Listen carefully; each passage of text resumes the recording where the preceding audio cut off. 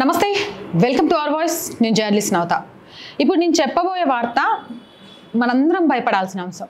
అలానే భయపడుతూ బాధపడుతూ కూర్చోవాల్సిన అంశం కాదు. అందరూ ఏకమై శివాజీ మహారాజ్ వారసులుగా పోరాడాల్సిన అంశం. ముస్లిమ్స్ భయపెడుతున్నారు, హిందువులు పారిపోతున్నారు అని ఒక పాకిస్తాన్లో విన్నాను, ఒక బంగ్లాదేశ్లో విన్నాను, లేకపోతే ఒక ఆఫ్ఘనిస్తాన్లో విన్నాను. ఇక అక్కడ వాళ్ళు మెజారిటీలు కాబట్టి మైనారిటీల మీద ఉక్కుపాదం మోపుతున్నారు. స్వతంత్రం వచ్చినప్పుడు ఆ దేశాలలో ఉన్న మైనారిటీ జనాభా ఎంత, ఇప్పుడు పడిపోవడానికి కారణం ఏంటి? ఇది మన దేశ పరిధిలో లేదు కాబట్టి మనం ఏం చేయగలుగుతాము? అవి దౌత్య సంబంధాల ద్వారా మెరుగుపరచడం తప్ప, కేంద్ర ప్రభుత్వం జోక్యం చేసుకోవడం తప్ప అని అనుకోవచ్చు. కానీ రాష్ట్రంలో, భారతదేశంలో ముస్లింలు భయపెడుతూ ఉంటే హిందూ కుటుంబాలు వలసపోతున్నాయనే వార్తలు రావడం తీవ్ర ఆందోళనకరం. ఇప్పటికే అస్సాము, పశ్చిమ బెంగాలు, బీహారు ఇలాంటి చోట అక్రమంగా వచ్చిన బంగ్లాదేశ్ ముస్లింలు కానివ్వండి, రోహింగ్యాలు కానివ్వండి, అక్రమ వలసదారులు కానివ్వండి, ప్రభుత్వ భూములను, ప్రభుత్వ ఆస్తులను కబ్జా చేసుకొని, అటవీ ప్రాంతాన్ని కబ్జా చేసుకొని ఇక్కడ ఓటు బ్యాంకుగా మారి రాజకీయాలనే శాసిస్తూ రాజ్యాంగం కంటే షరియా చట్టం అమలు చేసుకుంటామనే స్థితికి ఆయా రాష్ట్రాలలో చాలా చోట్ల తీసుకొచ్చాయి. దీనికి సంబంధించి అస్సాం సీఎం హిమంత బిశ్వ శర్మ కూడా ఆందోళన వ్యక్తం చేశారు. ఇప్పుడు మధ్యప్రదేశ్ రాజధాని భోపాల్లో కూడా సేమ్ తంతు. భోపాల్లోని బంగాంగా అనే ఒక ప్రాంతం ఉంది. ఇక్కడ నుంచి హిందూ కుటుంబాలన్నీ వలసపోతున్న వార్తలు వస్తున్నాయి.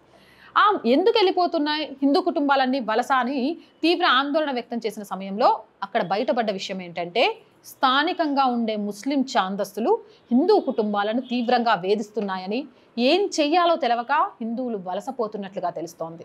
బాంగాంగా ప్రాంతంలోని ప్రేమ్ నగర్ అనే ప్రాంతంలో ఉండే ముస్లిం ఛాందస్తులు హిందువుల ఇండ్ల ముందు బీభత్సానికి దిగుతున్నారని, బెదిరింపులకు పాల్పడుతున్నారని, అలాగే కత్తులతో కూడా తిరుగుతున్నారని ఆరోపిస్తున్నారు. దీంతో హిందువులు తీవ్ర భయాందోళనతో ఉన్నారని, అందుకే వలస వెళ్ళిపోతున్నారని ఆరోపణలు మరింత పెరిగాయి.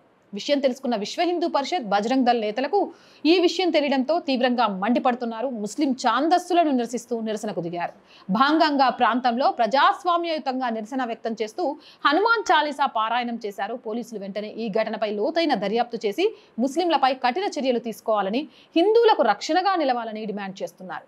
ముస్లిం జనాభా ఎక్కడైతే 15% దాటిపోయిందో అక్కడ గుండాయిజం, ఉగ్రవాదం పెరిగిపోతుందని హిందూ సంఘాలు ఆరోపిస్తున్నాయి. అయితే దీనిపై పోలీసులు స్పందించారు. ఈ ప్రాంతంలో అల్లర్లు సృష్టిస్తున్న వ్యక్తులపై కేసులు నమోదు చేసినట్లు, అరెస్టు చేసినట్లు పోలీసులు పేర్కొంటున్నారు. నాకు అర్థం కావట్లే, కేసులు నమోదు చేస్తున్నాం, అరెస్ట్ చేస్తున్నాం, బాబోయ్ భారతదేశంలోనే ఉన్నామా మనం? ఎందుకు పారిపోతున్నారు హిందూ కుటుంబాలు? నాకు అర్థం కావట్లేదు. వాళ్ళు 10 కుటుంబాలు ఉంటే కనీసం మన ఒక 15 ఉండవా? కాదు, 8 ఉండవా? పోరాడలేవరా? ఎక్కడి దాకా పారిపోతారు?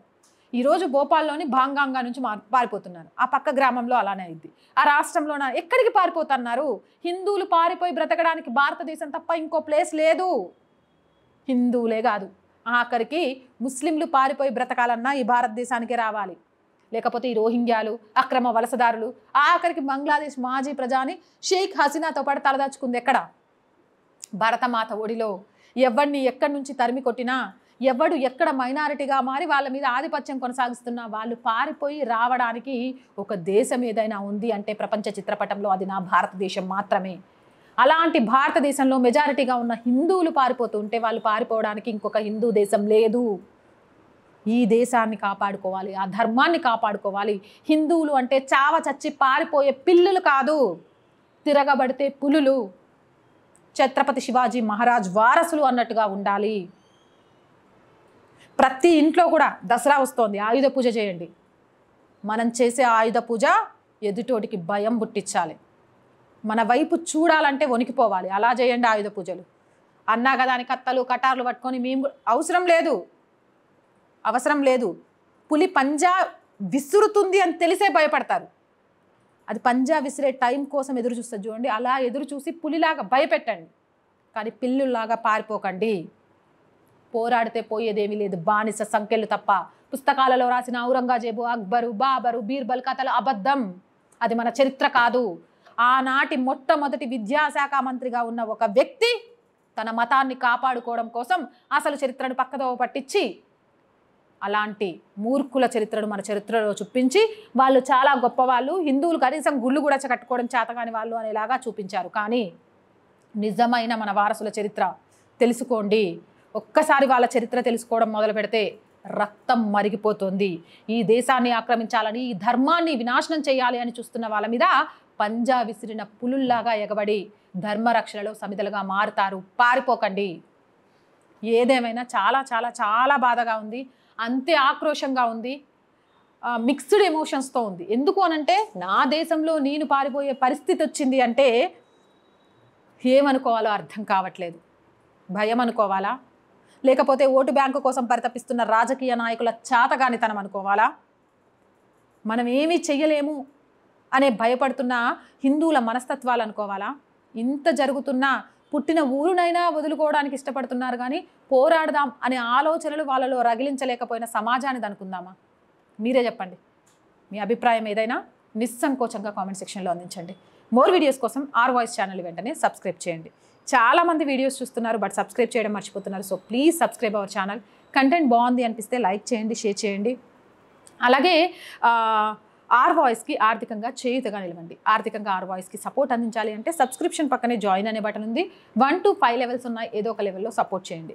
స్క్రీన్ మీద గూగుల్ పే, ఫోన్పేతో పాటు అకౌంట్ డీటెయిల్స్ కూడా ఉన్నాయి. మీకు తోచిన సహాయాన్ని అందించవచ్చు. వ్యాపార ప్రకటనల కోసం 8328500576 నెంబర్ని సంప్రదించండి. జై హింద్, జై భారత్.